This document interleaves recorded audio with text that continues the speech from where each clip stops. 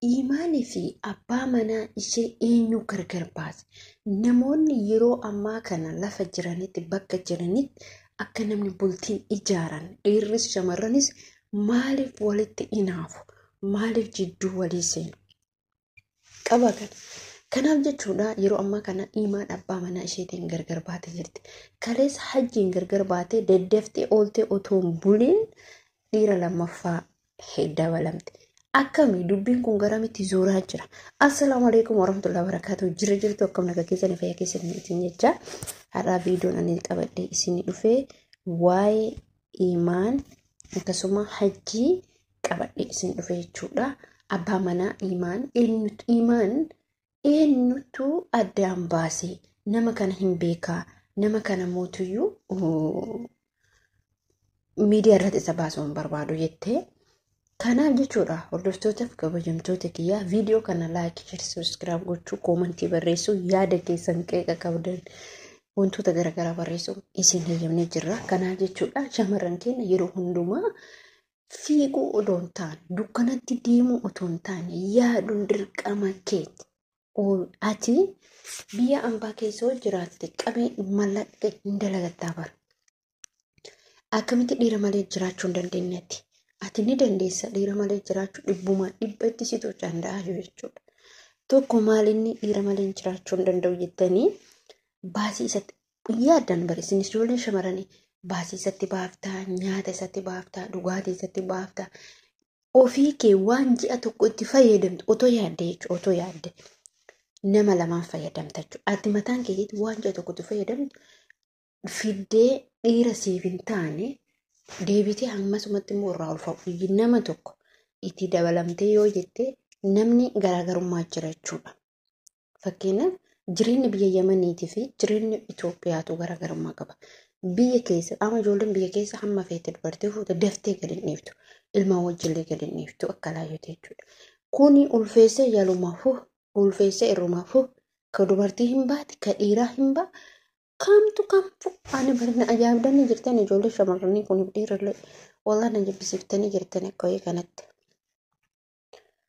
Maaliif wallaahi dhasin baay'ee kan ajaa'ibe amma imaan morka hajjii mucaa kanatti heerumtee beeka na fakkaata garuu morka malee silaa dubartii jabduu odoo taate morkattee dalagattee nama tokko jabaa yookiin gara biyyaa galte heerumuu dandeetti. Garuu kaleessa isaan addaan baatee har'a mootuyyuu ka biraatitti dabalamtee deebitee immoo irraa ulfooftee deebitee immoo gatee tara. Akkami dubbiin kun akkami? Naaf hin galle birmee warri beeytannaa ibsa. Wanti hundi seera qabaa, akkaataa qabaa, abbaa jiraa, akaakayyuu haadha zarii jira jechuudha. Maaliif biyya Arabaatitti sheekuma sin kaaseedha sheekuma ni kaagasi dhiisa abbaa faatikkee waan hin jirre garuu gaafa zarii isaa beekte yoo ta'e oduma biyyaan baay'ootu zarii isaa beekte wallaahi wanni akkasiin jedhu jechuudha. Ilmoo kana eenyutti fidde burate eenyutti hin galtati buru ofii keetii adda guddisuu hin dandeetta biyyaan baa kanatti ilmoo qabattee mana namaa dalaguu hin dandeetta. Waan tokko otoo yaadin ittiin seenina. Keessa seentee immoo fedhii yeroo muraasaatiif jettee keessa seentee immoo keessaa bayuu dadhabda jechuudha. Gaafa dhiirri tokko ilmoo sirratti gate kan dhiiratuyyuu immoo hammam ijoolleen bar hammam maraachaa turte ijoolleen kaayiroo keessa jirtu. Ijoolleen kaayiroo keessa jirtu maaliif ilma argachuu didanii akkatti ta'an jireenya baqaa waan beekaniif. Warroonni Yamanii keessa jiran hoo fuudhanii ari'uu. Fuudhee baalaa itti ulfeessee biraa ba'a. Hin ta'u kun dubbiin akkana jechuudha. Shamarran immoo dhiira keessan dhiirri immoo dhiira akkami dhiirri oduu namaa fuudhee haadha manaa isaa gadhiisu. Inni nama akkami maal jechuudha? Inni dhiira miti. Dhiirri akkanaatu dhiira hin jedhamtu. Isii gaafa fuudhu oduu namaatiin fuudhe. Gaafa intala kana imaaniin fuudhu gurbaan kun jechuudha qaama isee dhiisee kate kun oduu namaatiin fuudhe inni immoo dhiira akkami oduu namaatiin mana biraa gatee deemu. Abadan jechuudha otoo nama aqlii qabu ta'e dubbii san nama sanirraa fuudhe intala tana duuka jireenya ajaa'ibaa jiraata. jaalala isiif dabalachuu waan feet haa taatu imaan isa dura jechuudha. Waan feet abbaa feet hojjullee haa jiraatu isa dura jechuudha. Garuu amma mootuyyuu haadha manaa isaati. Gama yuutuubitti isa fiddee yuutuubis bantee fi bakka isiin haalaan hawwiirra jirti ilmoollee waan garatti godhattee baay'ee tokko akkatu ajaa'ibaatti jechuudha. Bakka maaliif hin jiraa miti nama ilmoo argachuuf deema jireenya ofii jijjiiruuf deema waan ta'eef bakka baay'ee itti tola jechuudha. Itti tolee haala gaariin jechuudha imaanni yoo dubbatta yoo argitan garuu mootuyyuu mucichis otoo gaarii fakkaatu keessa nama irra kana malee keessa namaa kana rabbii tokkichatu beeka. Hundi isaaniitu jechuudha gubbaan kun bareedaadha. Keessa immoo akkuma rabbiin fedhe jechuudha. Kana eenyu ofirraan gahee miidhaa kana eenyu ofirraan gahuu kan jennu taate mataa keenya nuti shamarran nuti ofii keenya biyya ambaa keessa kophaa jiraachuu hin danda'u. Maali jechuu hin danda'u jettee dhaayitee dhoqqee keessatti gigama. Gaafa dhoqqee keessaa baate immoo dhoqqee keessa seente immoo dhoqqee san keessaa bayuun qilee jechuudha. Qilee san keessaa bayuun ni ulfaata. Obboleettii tiyya ammuma gattaa'e dalagadhu. Taqabdu warra kee gargaare. Irra warra kee gargaare. Ta irra guddoo ofii kee ta irra xiqqoo maatii kee. Walla gaafa biyya galtee jettee ati mallaqa yoo hin qabaanne sareen kabajaa qabdi. Ijoollee biyya Arabaatii fi ijoollee biyya Arabaatirra saree biyyaa santu kabaja qaba. Sareen biyya maaliif kabaja qabdi? Isaan bira turti. Isaan waan isaan nyaatan nyaatti. Waan isaan dhugan dhugdi. Garuu ijoolleen biyya Arabaa asii galtee gaafa mallaqa harkaa dhabde sareen isin biratti saree isaan biraa san kabajan malee walaa warra mallaqa hin qabne kabajan. Kun dubbii dhugaa jirtu. Dhugam jirtu walitti himna beekaa kana. Kanaaf nuti mootuyyuu dhiira malee jiraachuu hin dandeetta. Garuu immoo yeroon ati dhiiratti dabalamtee ilmoo argachuu barbaaddu hin jira. Yeroo keetitti fayyadamii. Gali biyyatti abbo hiyyeessatti heerumte. Wallaahi hiyyeessatti heerumtee wajjin dhakaa mukatti bu'ee buusan. Dhakaa mukatti bu'ee dalagusan isa hojii yoo jiraatte san sii filadhaan akka mataa kooti. Maaliif kana duriyyee mataa filee surree duuban gadi buusee paantiin xiqqiruma isii irra taa'u ostofoo laalatee ijoolleen biyya Itoophiyaa garuu biyyallee akkasuma beekaa. Surree qaaraa uffachuun qaaraa jedhanii surree takka beektani.